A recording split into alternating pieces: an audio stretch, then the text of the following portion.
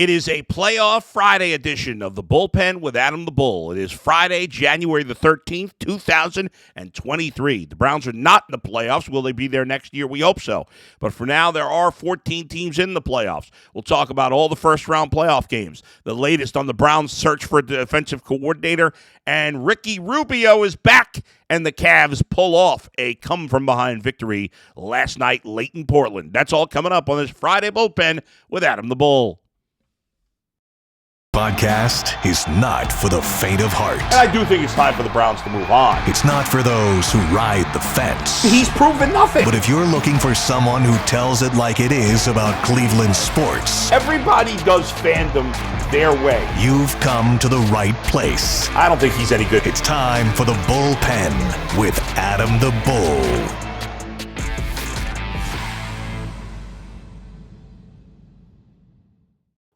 Well, here we are again on a Friday in the playoffs. No Browns. That's been a yearly tradition, unfortunately. We thought maybe that was starting to trend in the right direction a couple of years ago. It's gone south since. I was debating with my boy Xavier P.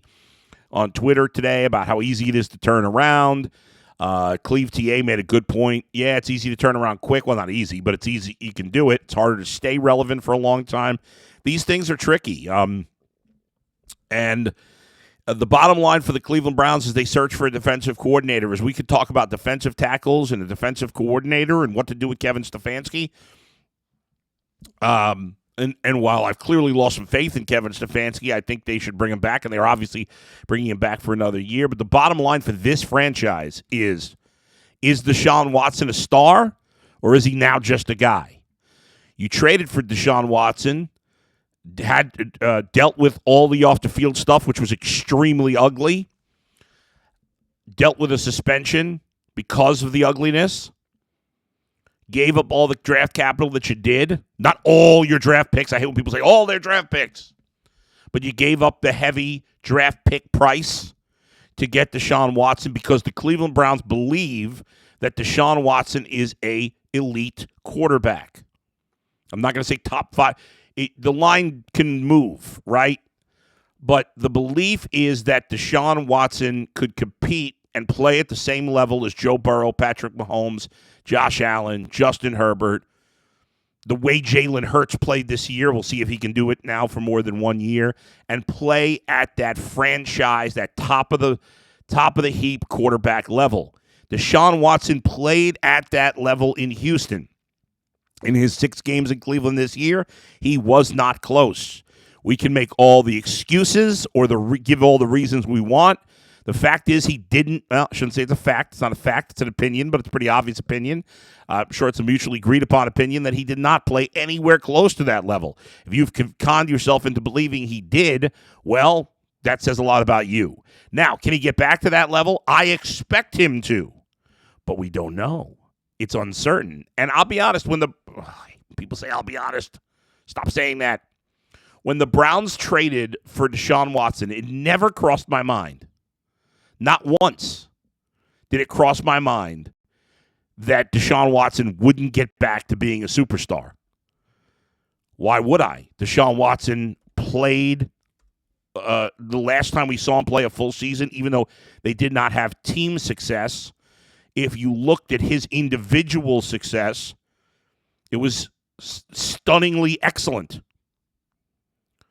Deshaun Watson had a Hall of Fame caliber season his last full year in the league in 2020.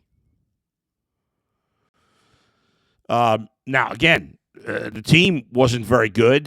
And you could ultimately, if you want to give him some of the blame for that, I get it. But he completed over 70% of his passes. He threw for over 4,800 yards to lead the league, 33 touchdowns, 7 picks, almost 9 yards per attempt, led the league, almost over 12.5 yards per catch, led the league. That despite being sacked 49 times, over 3 times per game.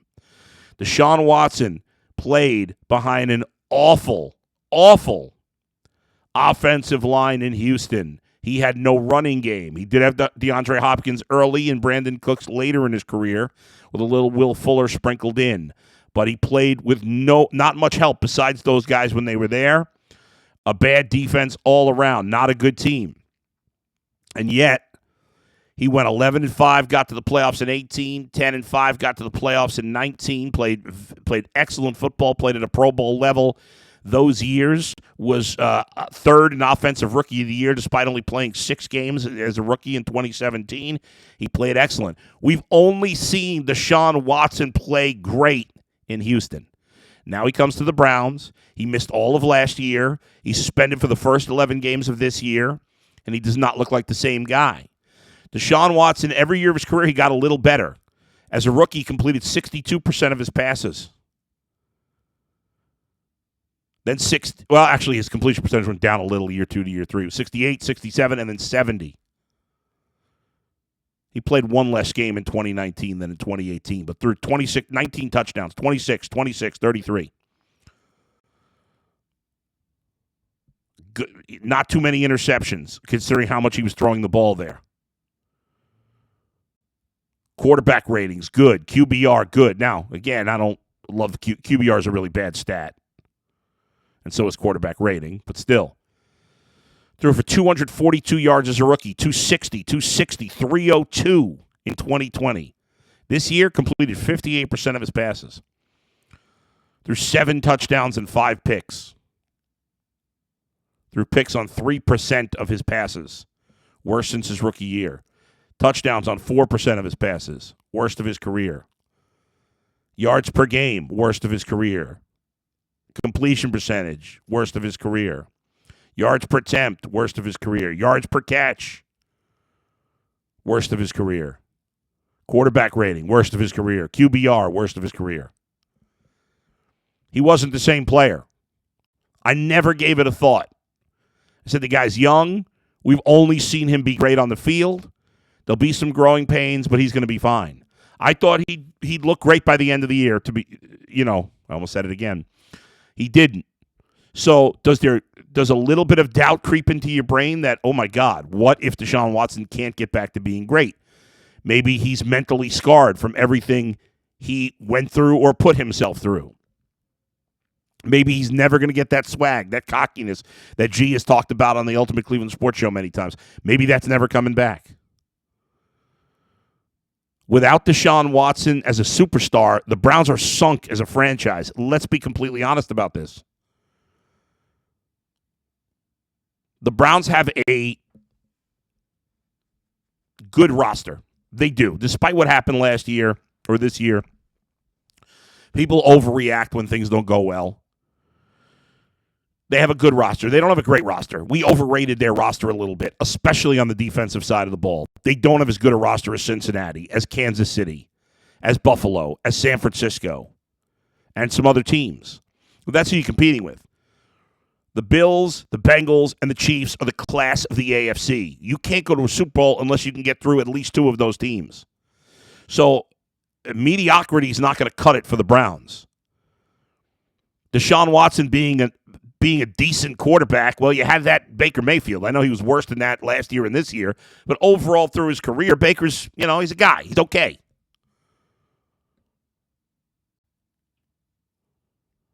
Deshaun Watson can't be that. We have to see the Deshaun Watson that played for 4 years in Houston, that started 53 games in Houston and played at an extremely high level. In his time in Houston, he completed 68% of his passes, threw for almost 270 yards per game, 104 touchdowns to 36 picks. That's about a 3-to-1 ratio. That's good. That's got to be back. If that guy is here next year, this team is going to look a whole lot different, even with flaws. Nobody's flawless. People they got a problem here, they got a problem there. Sure. I'll tell you something. The Bengals, Chiefs, and Bills all have their flaws too. Not a lot. Less than the Browns. But Mahomes, Allen, and Burrow make up for those flaws. If Deshaun Watson, when he was in Houston, played at that level. Now, he's got to prove it in the playoffs, which he hasn't. To be fair, Josh Allen hasn't done that much in the playoffs this point either. Burrow and Mahomes have. Certainly Mahomes has won a Super Bowl. So Watson's got to prove it in the playoffs. But as a regular season quarterback, He's played at that level that those guys have played at. But he hasn't done that in Cleveland. But it's only 6 games. And he did it with not nearly the talent that those guys have around them. Now he's got better talent around them in Cleveland, but it's not as good as those teams have. In the backfield, yes. In terms of pass catchers, no. They've got to upgrade there. But ultimately, if Deshaun Watson plays like he did, even when the Texans won 4 games in 2020, the Browns will win double-digit games next year. I can't even tell you who they're going to add. I'll tell you they'll win 10 games if Deshaun Watson plays at the level he played at in 2020. With the current talent they have. Even if the D-line's not that good. They'll still win 10 games if Deshaun Watson plays at that level. That's what he's got to do. That's what it's all about. Now, in terms of the DC search, which is what I was kind of planning on talking about, and I kind of went down this rant on Deshaun Watson. I'm going to get to the Cavs too. In terms of the DC search, obviously, it seems like, I shouldn't say obviously because I don't know that, it seems like public perception that Jim Schwartz and Brian Flores are the 2 top choices for the Browns. Just saw a report this morning on Twitter, just a few minutes ago, and I'll give you the updated time. It is 9:04 right now, as I'm halfway through this podcast. I saw this from Ian Rappaport. The Cardinals have requested permission to interview Steelers senior defensive assistant and linebackers coach Brian Flores for their vacant head coaching position. That's a big deal because if he gets offered the head coaching job, obviously, it doesn't matter what the Browns offer if he has a chance to be a head coach again. So that's something to keep in mind. Jim Schwartz is less, at this point, probably not getting a head coaching opportunity. I like Brian Flores' style more in terms of his aggressiveness, the fact that he blitz a lot. Ultimately, though, Jim Schwartz has been a highly, highly successful defensive coordinator, and I'm good with them bringing him back. It may sound boring on paper because he's not as aggressive as Brian Flores is, but this guy, wherever he's been, he's had success as a DC. So, so I can't be unhappy if Jim Schwartz ends up being the defensive coordinator. I don't know how anybody could be. Looks, Gerard Mayo is staying in New England. They've made him defensive coordinator now. The other kid, Sean Desai, he's a young man. He's not even that much younger than me. Sean Desai from Seattle. As I said on the Ultimate Cleveland Sports Show yesterday, I know he's got a relationship with Kevin Stefanski. He's another kind of nerdy coach, analytics-based guy. I'm all in on analytics, 100%. But I think you need to balance it. I've always said that. I want an ass kicker on defense. We got plenty. We got the analytics covered. I want some experience and an ass kicker on defense. So obviously we'll keep an eye on that. But if Flores gets offered the head coaching job, he said he's in no rush. Arizona, I don't know that they're going to offer him the head coaching job, but if they do, then he's done. Then the Browns are finished there. And then you're talking Jim Schwartz is the heavy favorite. We'll see.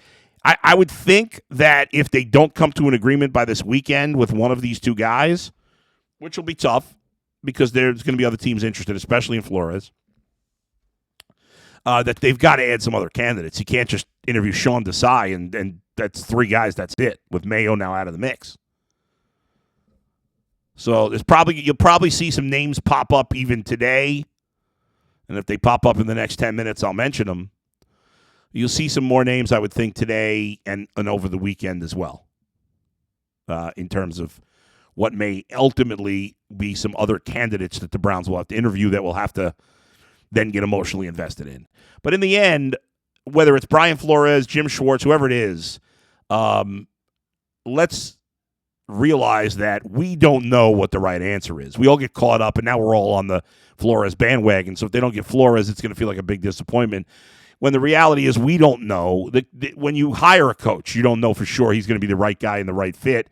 So how the hell could we know personally, especially if it's a guy who's like an under-the-radar guy, and we're like, what, this guy? You know, I said yesterday when the Bengals hired Lou Anarumo as their DC, I was like, who the hell's this guy? Yeah, well, now he's one of the best defensive coordinators in the league, as highly respected as any DC in football.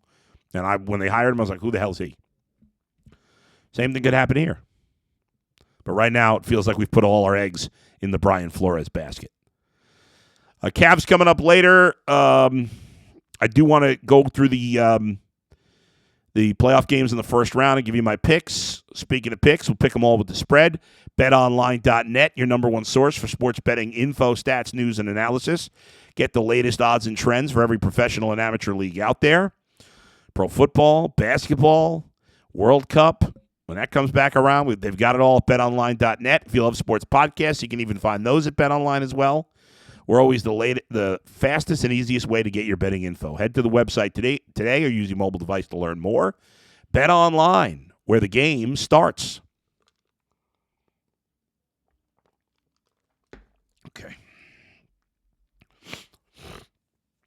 Okay. Let's get to the NFL picks here. First round of the playoffs. Let's get the updated point spreads this morning. Okay. We'll go away from that. What the heck happened here? Okay. Here we go. Updated as of this morning, the point spreads. Let's start with Saturday, tomorrow. First game of the day, 4:30 on Fox. The Seahawks at the 49ers. The Niners obviously are a huge favorite. The Seahawks defense has been terrible. Geno Smith, who had a really nice season, did not play as well down the stretch. The Seahawks didn't play great down the stretch. Now, they did come through and win their last two over, a Jets team that was cratering and the Rams, who were terrible. But overall, they lost 5 of their last 8. And their offense just wasn't the same. Geno had been putting up big numbers. But you look down the stretch when they lost 5 of their last 8, they scored 16. They scored 34 in a loss, 27, 24, 13, 10, 23, and 19. Their offense was not the same second half of the year. We know their defense is not very good. Everybody's picking the Niners to win to get to the Super Bowl. I'm not one of those people, but there's no way you pick them against them in this game.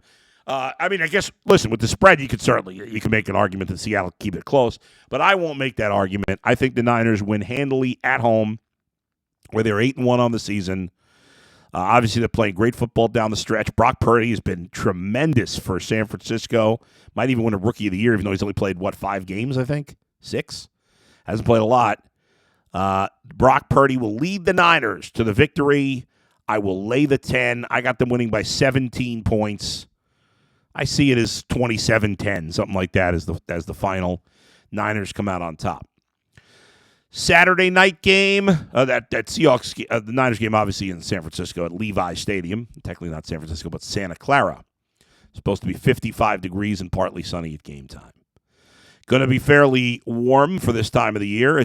Jacksonville is, I guess, most of the time warm. But Chargers and Jaguars. Who had the Jags in the playoffs? Talked about the Seahawks just a minute ago. Kind of cratering down the stretch.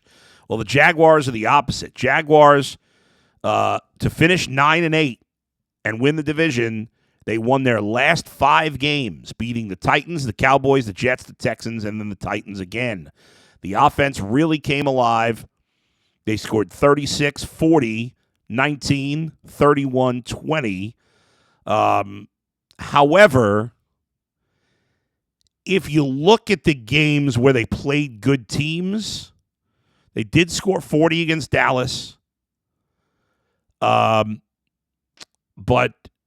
you look at some of the best teams they played, the Chiefs, the Giants, the Eagles. They lost all those games. They did beat the Chargers, though early in the season. They beat them handily, 38-10.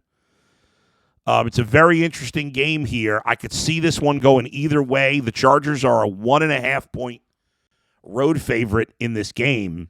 I've been kind of going back and forth on this game all last night in the morning. I just got to double check. I can't even remember because we made picks. Okay, I just don't. The line was 2.5 yesterday. Because we had to make these picks for the Ultimate Cleveland Sports Show. And I was like, 1.5 doesn't sound familiar. And I looked at it from yesterday, and it was 2.5. Now it's down to 1.5.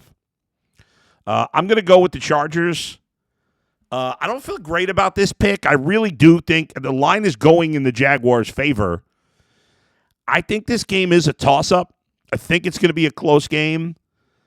Justin Herbert's first opportunity in the playoffs. They haven't been great on the road. 5-4 this season. I'm still not a believer in Jacksonville yet. I do like Trevor Lawrence a lot.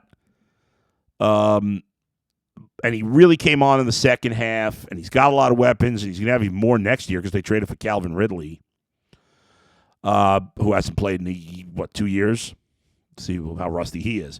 But I'll take the Chargers. I don't feel great about it, to be honest. To be honest. Love the Niners, but since I'll pick all the games, but I'll take the Chargers to win a close one. Kind of high scoring. I'll say 35-31. Chargers come out on top. Let's go to triple header Sunday. By the way, 56 degrees at kickoff time in Jacksonville Saturday night. Sunday afternoon, 1 p.m., the Dolphins, the Bills in Buffalo, Orchard Park, 28 degrees, partly sunny at game time.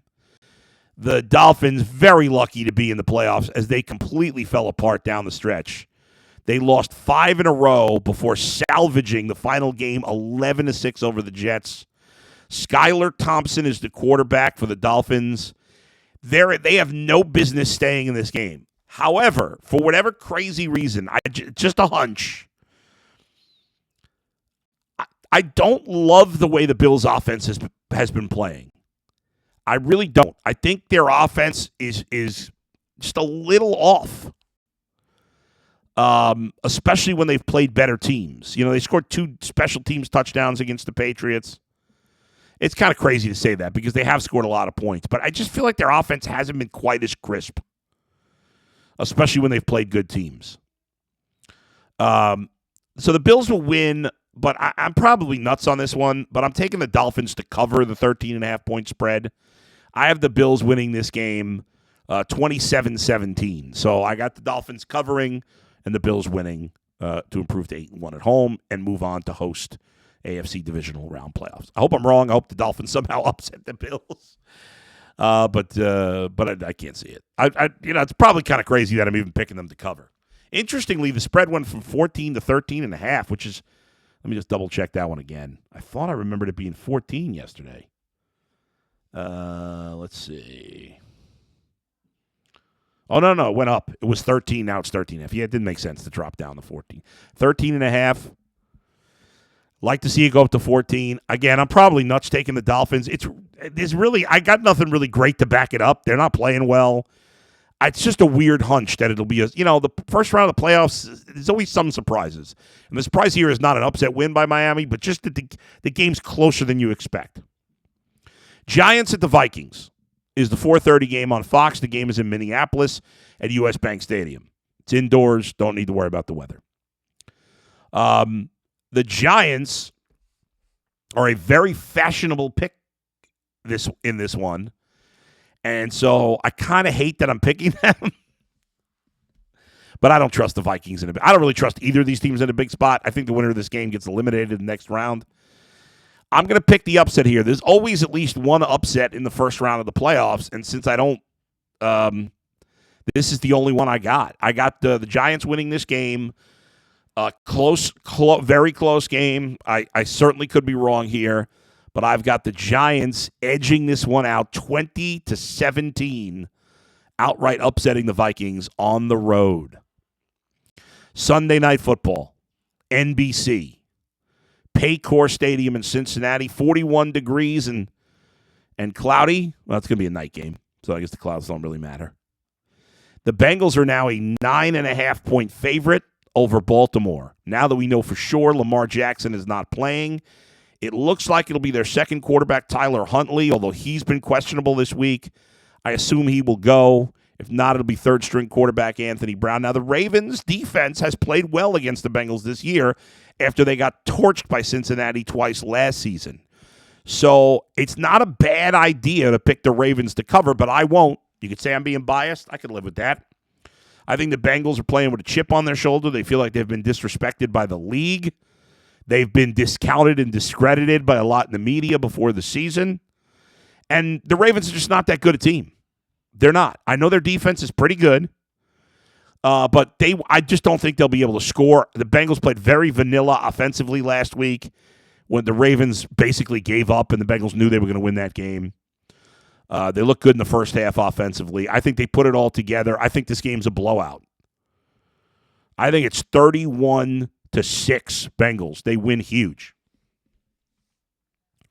Finally, Cowboys at the Buccaneers, Monday Night Football for the second year in a row, Raymond James Stadium in Tampa. This is another spot where a lot of people picking the Bucs. The Bucs finished 8-9 on the season. Now, they didn't play their guys in the last game, which they lost. So they were 8-8 when they played guys for real. But and early in the season, they did beat Dallas 19-3. And it's easy to just dismiss the Cowboys because they've been so bad in the playoffs. They always let you down. I think this year's different. Tom Brady against the Cowboys feels like a no-brainer that it's going to be Tom Brady. But this year, I never believe in the Cowboys. I never picked the Cowboys, but I am all in on the Cowboys right now in the NFC. I think they're going to surprise people, and it starts by beating Tampa. If they lose this game, I'd fire Mike McCarthy. I mean, I don't know what to do. I mean, Jerry Jones is one of the big problems there. This is they have no business losing this game. I know it's on the road, which is a total joke because the Cowboys have won 4 more games than Tampa. That's absurd. It's just completely ridiculous. But it is what it is. Dallas a 2.5-point road favorite. They win handily. I've got this one at 24-14 Cowboys with the victory. So there you go. We'll get to the Cavs to wrap things up next. The bullpen with Adam Bull. All right. Nice win by the Cavs last night. They had to come back from double digits to do it. Stayed up late to watch it. You got to see Ricky Rubio for the first time. First time in over a calendar year. He did not play the entire. Got hurt in December of 2020. December of 2021. And comes back in January of 2023. Cavs with 68 points in the second half. Big run down the stretch. Despite the fact that Lillard scored 50 points. But actually, Karis LeVert, who's not playing well, actually made some nice stops on him down the stretch. Kevin Love, what a disaster he is right now. Can't make a shot. He's useless defensively. But the Cavs starting lineup last night, they did it all. I mean, Rubio did a nice job off the bench. It was great to see him out there, 3 of 5 shooting, made 2 threes, scored 9 points, 3 rebounds and an assist with no turnovers in just 10 minutes. Great, looked fantastic. Gets the chain. But this was all about the starting lineup. Everybody in the starting lineup played well, including Isaac Okoro. Mobley, the starting lineup for the Cavs, let's see, was 2 for 9. 5, 14, 7 for 20. Okay. The starting lineup was 37 for 68 from the field. That's way over 50%. They were great. The Mobley was 6 of 12, Okoro 4 of 4, Allen 11 of 17. He was certainly feeling better. My gosh, after leaving the last game not feeling well, Jared Allen was just phenomenal in this game. He was 4 assists shy of a triple-double. 24 points, 10 boards, 6 assists, not a single turnover. He played like a man possessed. He was very aggressive, second on the team in shots with 17. Garland was 5 of 12, and Donovan Mitchell 11 of 23. It was just good balanced scoring. Everybody scored double digits, including Okoro. The 4 best players scored 17 or more. Mobley at 17 and 8. No turnovers for the big guys. How about Allen and Okoro combining to go 17 of 29, 7 of 8 from the line, 7 offensive rebounds, 18 total rebounds, 9 assists, 2 steals, a block shot, and no turnovers. That's some great play by the big guys, and 41 points between them. Great job. Some good D on Lillard at the end. And Cavs pull out the win to improve to 27-16 on the season. Now just 3 games under 500 on the road. Cavs will be back in action, continuing their road trip tomorrow in Minnesota.